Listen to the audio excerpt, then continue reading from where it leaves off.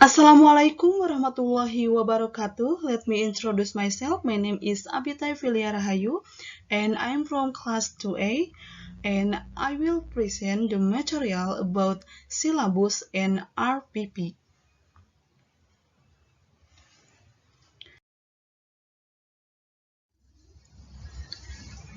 Okay, definition of syllabus according to expert. Syllabus is an expression of opinion on the nature of language and learning. It acts as a guide for both teacher and learner by providing some goal to be attained, according to Hutchison and Waters. A syllabus is a document which consists essentially of lists. This list specifies all the things that are to be taught in the course. According Penny UR. The syllabus provides a focus for what should be studied, along with a rationale for how that content should be selected and ordered, according MCK in Brown. So, from three different opinions, I can conclude that a syllabus is a guide to a course and what will be expected in the course. Generally, it will include course policies, rules and regulations, required texts, and a schedule of assignment. A syllabus can tell nearly everything need to know about how a course will be run and what will be expected. A syllabus provides a focus for what should be studied. Okay, next component of syllabus. There are 8. Uh, okay, next component of syllabus. Number 1, identity. Namely, the identity of subject, level of school or madrasah, class, semester, and number of meeting. Because with this information, the teacher will get clarity about the level of prerequisite knowledge, initial knowledge, and the characteristic of the student who will be taught the lesson.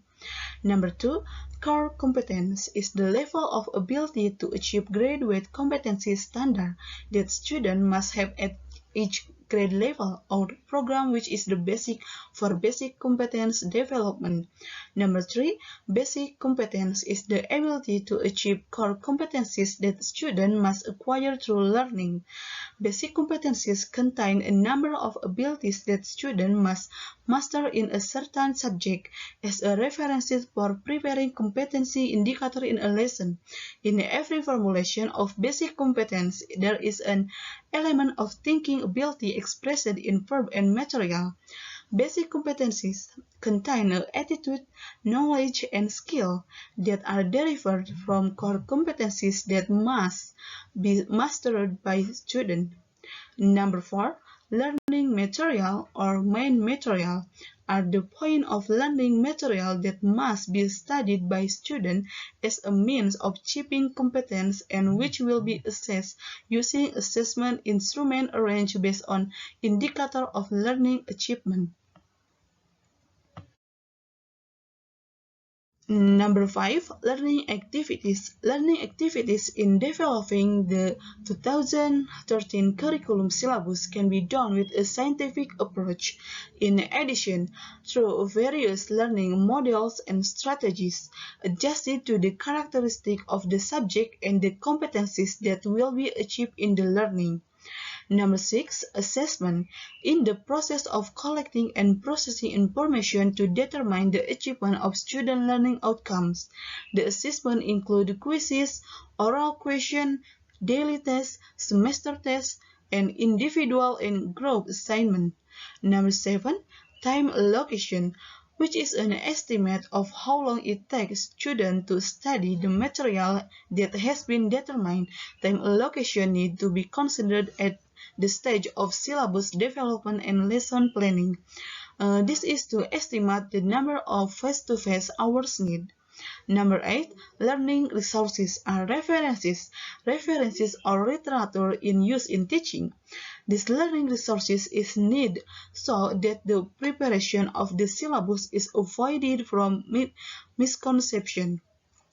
Learning resources are defined as information that is presented and stored in various forms of media, which can assist students in learning as embodiment of the curriculum. Okay, next, benefit of the syllabus. Syllabus is a guide in learning development, such as lesson plan, management of learning activities, and development of an assignment system. The syllabus is also a key resource in preparing lesson plans.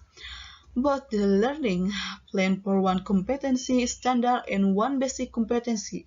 The syllabus is also useful as a guideline for planning the management of classical learning activities, small group, or individual learning, and the syllabus is very useful for developing an assessment system in the implementation of core competency-based learning.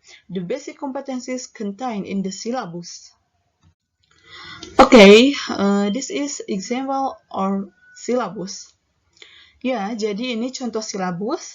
Di sana ada satuan pendidikan, mata pelajaran, kelas atau semester, dan jumlah pertemuan, itu yang dinamakan identitas.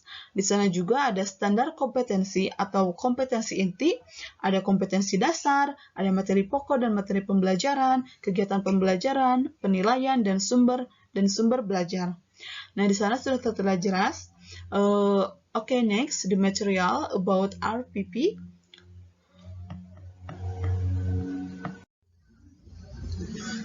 Okay, next material about Rencana Pelaksanaan Pembelajaran or RPP. Definition RPP according to expert.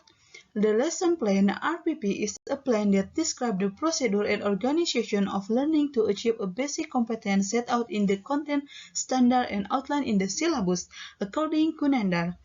Regulation of the Minister of Education and Culture number 22 of 2016, concurring basic and secondary education process standard learning implementation plan, or RPP, is a face-to-face learning activity plan for one or more meetings.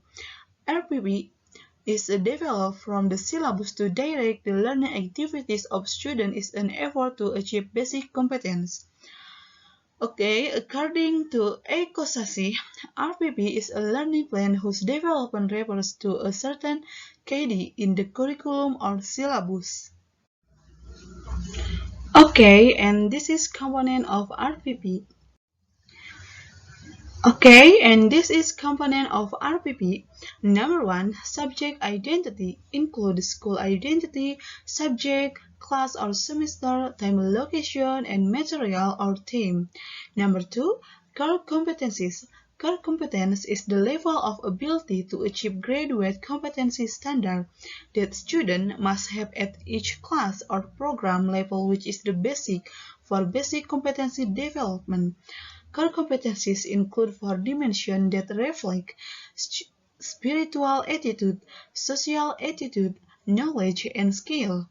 Number 3, basic competence. Basic competence is a number of ability that student must master in certain subject as a reference for the preparation of competency indicator.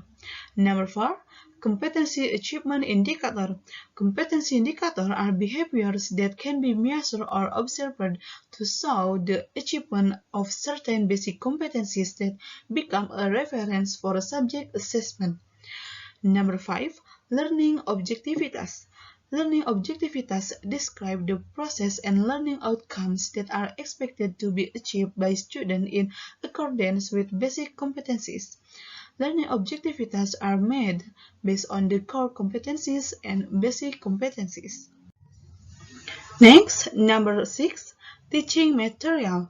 Teaching material contain relevant facts, concept, principle, and procedure, and are written in the form a concept map in accordance with the formulation of competency attainment indicator.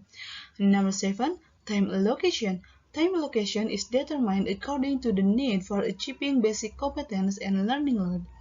Number 8, learning method. The learning method is used by the teacher to create an atmosphere of learning and the learning process so that students achieve basic competencies or predetermined indicator. Number 9, assessment of learning outcomes. The learning outcome assessment procedure and instrument are adjusted to the competency achievement indicator and refers to the assessment standard. Number 10, media, tools, material, and learning resources. A determinant of learning resources is based on core competencies, basic competencies, teaching material, learning activities, and indicator of competency achievement. Number 11. Learning activities and divided into preliminary, core, and closing activities. A. Preliminary activities. Introduction is an initial activity in a learning meeting aimed at generating motivation and focusing the attention of students to actively participate in the learning process. B. Core activities. The core activities is learning process to achieve basic competencies. Learning activities are carried out interactively, inspiring, fun, challenging, and motivating students. In the core activities, students are invited to participate actively, provide sufficient space for creativity and independence according to their talents, interests, and physical and psychological development. C. Closing activities. Closing is an activity carried out to end learning. Activities that can be carried out in the form a summary or conclusion, assessment and reflection, feedback and follow-up. Okay, next, and this is benefits of the RPP. First, easier insight carry out learning and student will be more assisted and easier in learning. Learning planning is developed according to the needs and characteristics of student, school, and subject. Second, to increase competence in the development of learning planning, so that it will produce a learning activity that takes place interactively, is inspiring, fun, challenging, motivated students to participate actively, and provide sufficient space for initiative, creativity, and independence according to the talents, interests, and physical and psychological development of students. Okay, next. Okay, and this is example of RPP. Okay, thank you for your attention. I think that's enough. Wassalamualaikum warahmatullahi wabarakatuh.